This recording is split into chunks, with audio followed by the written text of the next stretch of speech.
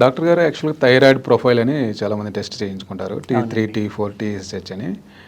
ఈ వాల్యూస్ని అంటే మనం ఎట్లా అర్థం చేసుకోవాలి? ఒకసారి ఏమైనా పెరిగితే వెంటనే గాబరా పడాలా, లేకపోతే కాస్త సెట్ చేసుకోవచ్చా డాక్టర్ని కలిసి? బేసిక్గా థైరాయిడ్ స్టిమ్యులేటింగ్ హార్మోన్ అన్నది చూడడం జరుగుతుంది. ఇది మోర్ దెన్ 5 ఉన్నప్పుడు వీళ్ళలో హైపోథైరాయిడిజం స్టార్ట్ అవుతుంది అని చెప్తాం. అయితే మనం ఇమ్మీడియట్గా ట్రీట్మెంట్ స్టార్ట్ చేయము.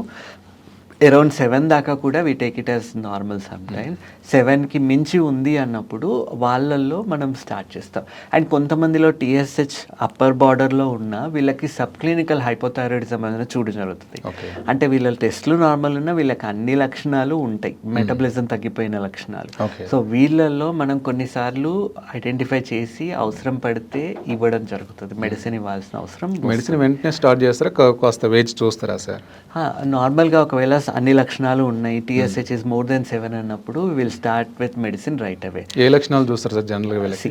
ఎప్పుడైతే హైపోథైరాయిడిజం ఉంది అన్నప్పుడు ఆ మెటబాలిజం అనేది తగ్గిపోతుంది. Okay. వీళ్ళు ఊబకాయం అంటారు కదా, వెయిట్ పెరగడము, లేజీగా అనిపించడము. ఇప్పుడు చాలా మంది ఇండియన్ టాయిలెట్ వాడుతున్నారు అన్నప్పుడు కూర్చొని లేవడంలో వాళ్ళకి కాఫ్ మజిల్ పెయిన్ అన్నది చూడడం జరుగుతుంది.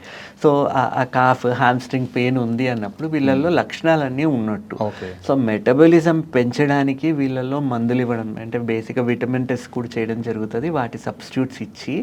దాంతో పాటు ఒకవేళ సివియర్గా హైపోథైరాయిడిజం ఉంది అన్నప్పుడు మెడిసిన్ స్టార్ట్ చేస్తాం. లో డోస్తోని స్టార్ట్ చేసి మళ్ళీ 1.5-2 monthsకి మళ్ళీ రీచెక్ చేసుకొని ఇంకా కూడా అది సఫిషియెంట్ ఉందా లేదా చూసుకొని దాన్ని టైట్రేట్ చేయడం జరుగుతుంది. సో ఒకటే డోస్ అందరికీ సరిపోతుంది అంటే కాదు, బాడీని బట్టి వాళ్ళ రెస్పాన్స్ ఎట్లా ఉందన్న దాన్ని బట్టి డోస్ అన్నది డిసైడ్ చేయడం జరుగుతుంది. Okay, thank you sir.